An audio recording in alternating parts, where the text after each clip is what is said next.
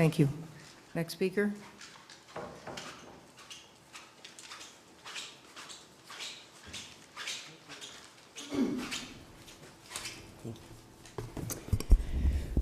Amber Whitson, Albany resident.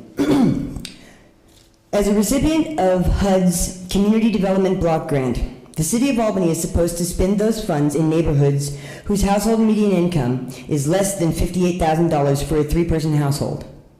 Yet, Albany put $30,000 of these funds from that grant into the Santa Fe and Marin Intersection Improvement Project, in a neighborhood with a median household income of $103,315 and an average household size of 2.48 people.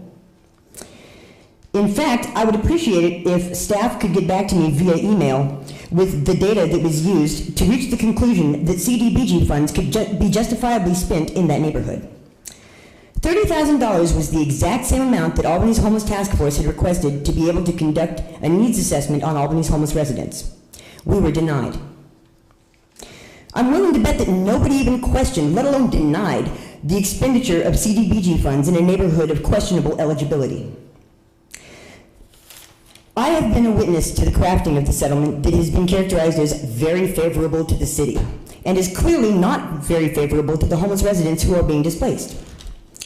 Again and again, with everything from the spending of the CDBG funds to the legislation with the drafting of the No Camping Ordinance in 1999 for the explicit purpose of ridding the city of their homeless population, in writing it says that, Albany has consistently acted in ways that would benefit its wealthiest residents while simultaneously neglecting its poorest residents. This settlement is no different.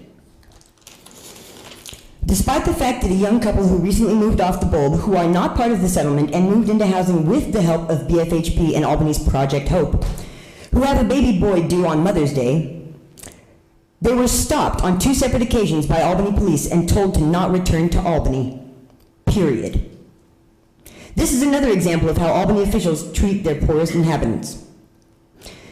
I just want you to know that even though many of us will be gone, the wrongness that you do, regardless of what city we're in that you did it to, it will follow you. From us to you, it will follow you till we die. You will have still done us wrong. You will still have denied our requests for accommodations in some really foul-ass ways. You will still have legislated us out of your town, and you'll be moving forward with your park space and not your people space, but the people will still be somewhere, and the trauma will still be there of the community that you destroyed for your recreation. So just remember that when you're kicking back in your park, that was someone's home that you raised to have that park. Thank you. Thank you. Next speaker.